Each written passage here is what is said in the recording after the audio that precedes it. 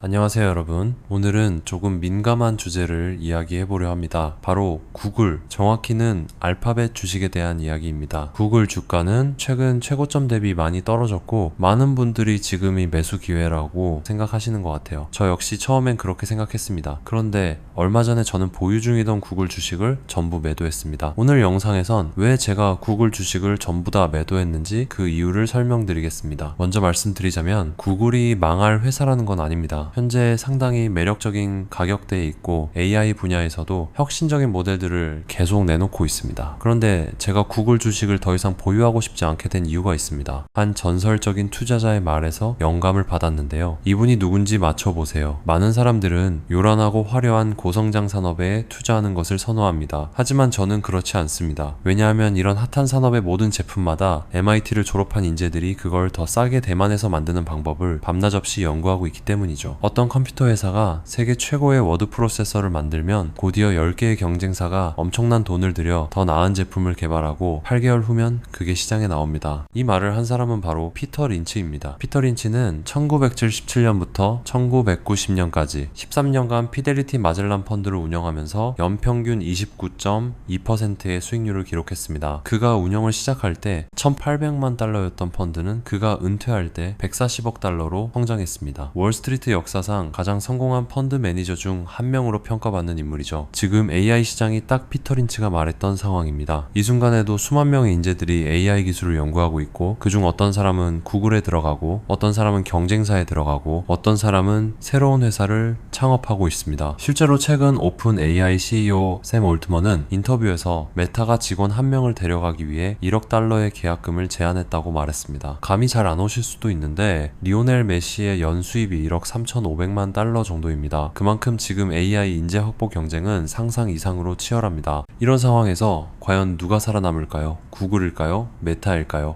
오픈 AI일까요? 아니면 딥시크? 엔트로픽? 퍼플렉시티? 정답은 아무도 모릅니다. 이러한 치열한 경쟁 속에서 사람들은 새로운 챗봇들을 사용해보고 있습니다. 많은 사람들이 더 이상 구글을 통해 일일이 링크들을 클릭해서 정보를 찾지 않습니다. 챗GPT처럼 그냥 바로 물어보고 바로 답을 얻는 방식이 훨씬 빠르고 편리하니까요. 저는 구글을 여전히 자주 사용합니다. 그리고 원래는 챗GPT가 구글을 완전히 대체하지는 못할 것이라고 생각했습니다. 특히 상품 구매나 여행 계획 등에서는 여전히 구글을 사용할 것이라고 예상했습니다. 구글의 주요 수익권인 광고 기반 검색 모델 는 큰 영향이 없을 것으로 봤죠. 그런데 2025년 4월 28일 오픈 AI가 챗 GPT에 쇼핑 기능을 추가한다고 발표했습니다. 사용자들이 이제 제품을 검색하고 옵션을 비교하며 시각적 제품 세부 정보를 보고 개인화된 추천을 받을 수 있게 되었습니다. 가격 정보, 리뷰, 직접 구매 링크도 각 검색 결과에 통합되었습니다. 이 뉴스를 보고 저는 구글 주식을 전부 매도했습니다. 저는 구글 주식을 보유할 당시 매일 뉴스를 확인하며 구글이 아직 뒤처지지 않았나 걱정하고 항상 무언가가 바뀌었나 보고 있었습니다. 저는 더 이상 뉴스 하나에 전망이 바뀌는 그런 기업에 투자하고 싶지 않습니다. 실제로 최근 애플과의 소송 과정에서 애플이 우리 기기에서 사용자들이 구글을 덜 쓰고 있으며 새로운 AI 챗봇을 개발 중이라고 밝히자 구글 주가는 9%가량 급락했었습니다. 물론 제가 틀렸을 수도 있습니다. 실제로 저는 아직 챗 GPT의 쇼핑 기능을 써본 적이 한 번도 없습니다. 하지만 저는 5년, 10년이 지났을 때 꾸준히 성장해 있을 기업에 최대한 손을 대지 않고 투자하고 싶습니다. 구글은 그런 기업이 아닌 것 같습니다. 이처럼 불확실성이 커지면 언제든지 급락할 수 있는 주식입니다. 대신 저는 아마존 같은 기업에 투자합니다. AI가 어떻게 발전하든 아마존은 물류창고에서 여전히 고객들에게 물건 배송을 해줄 것입니다. 오히려 AI가 발전하면 더 많은 작업을 자동화할 수 있고 인건비도 줄일 수 있습니다. 아마존은 AI 발전과 관계없이 성장할 수밖에 없는 구조를 가지고 있습니다. 미국에서 수십 년간 구축한 물류 인프라는 어떤 기업도 어떤 AI도 하루아침에 따라잡을 수 없습니다. AWS 데이터 센터 역시 마찬가지입니다. 상당한 시간과 노력이 필요하며 어떤 AI도 어떤 슈퍼컴퓨터도 하루아침에 구축할 수는 없습니다.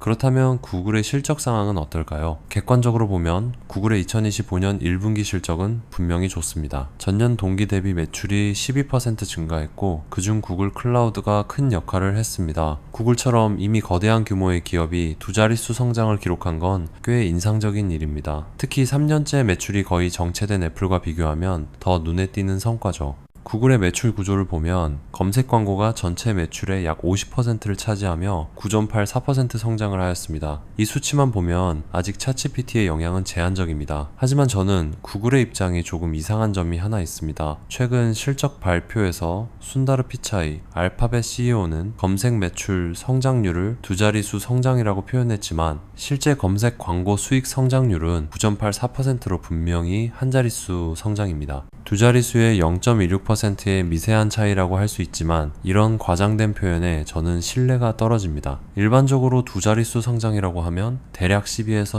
15% 정도는 기대하게 되는데 말이죠. 그리고 지금처럼 기술과 신뢰가 중요한 시기에 PM 출신 CEO가 월스트리트의 압박에 밀려 단기 실적만 신경 쓰는 듯한 모습도 조금 우려스럽습니다. 한때 좋은 근무 환경으로 유명했던 구글도 계속해서 인력을 감축하고 있고 그 영향은 시간이 지나면서 서서히 나타날 수 있다고 생각합니다. 구글의 나머지 매출 절반은 다양한 사업에서 나옵니다. 하나하나 짚어보겠습니다. 구글 클라우드는 전체 매출의 14% 정도를 기여하며 약 30% 성장을 기록했습니다. AWS, 애주어 등 강력한 경쟁자들이 있음에도 데이터 분석 강점을 바탕으로 빠른 성장을 보이고 있습니다. 다만 최근 있었던 서버 장애로 인해 일부 기업 고객들이 신뢰를 잃었다는 평가도 있습니다. 하지만 오픈AI와의 계약을 보면 성장세는 당분간 유지될 가능성이 높다고 봅니다. 유튜브는 2025년 1분기 기준 광고 수익이 약 10% 증가했습니다. 전체 매출에서 차지하는 비중은 약 10%로 유지되고 있고 꾸준한 성장세를 보이고 있습니다. 특히 유튜브는 사용자가 콘텐츠를 계속 만들어주는 구조라 구글 입장에서는 자체 제작 비용 없이 인프라만으로 안정적인 수익을 낼 수 있는 강력한 사업 모델입니다. 미래기술 투자도 눈여겨볼 만합니다. 예를 들어 자율주행 서비스인 웨이모는 2025년 1분기에 일주일에 25만 건까지 운행이 늘며 빠르게 성장했습니다. 아직까지 큰 사고 없이 운영되고 있다는 점도 인상적입니다. 상업화가 본격적으로 이뤄진다면 매우 높은 수익성을 가진 사업으로 발전할 가능성이 큽니다. 또 2024년 12월에는 양자 컴퓨팅 칩 위로를 공개했습니다. 아직 초기 단계지만 앞으로 핵심 기술로 자리 잡을 수 있는 잠재력을 갖고 있습니다.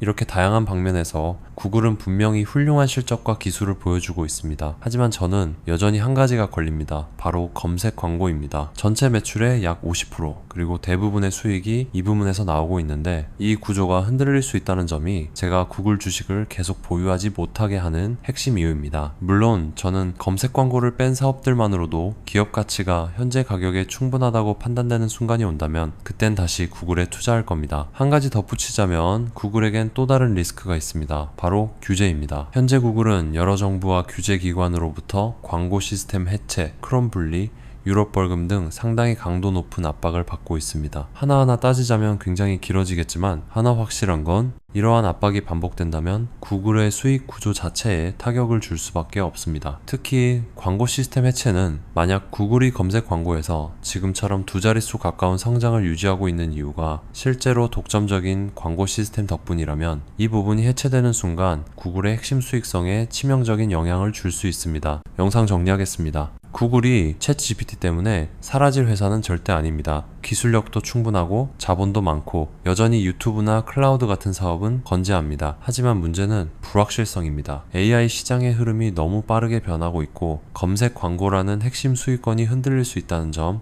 그리고 각종 규제가 계속 따라붙고 있다는 점에서 저는 이 기업을 지금은 피하고 싶습니다. 불확실성이 너무 커서 미래 현금 흐름을 제대로 예측하기 어렵고 제가 평소에 중요하게 보는 DCF를 통한 실질적인 가치 측정도 의미가 없다고 판단했습니다. 저는 160달러에 전부 매도했고 지금 주가는 조금 올라와 있지만 전혀 아쉽지 않습니다. 구글이 성장하듯 제가 대신 투자한 기업도 성장하고 있기 때문입니다. 저는 이 AI 시대에 저에게 확신이 드는 기업에만 투자할 생각입니다. 그래서 예측하지 못하겠는 기업엔 수익을 놓치더라도 괜찮습니다. 오늘 영상 끝까지 시청해 주셔서 감사합니다. 구독과 좋아요는 콘텐츠 제작에 큰 힘이 됩니다.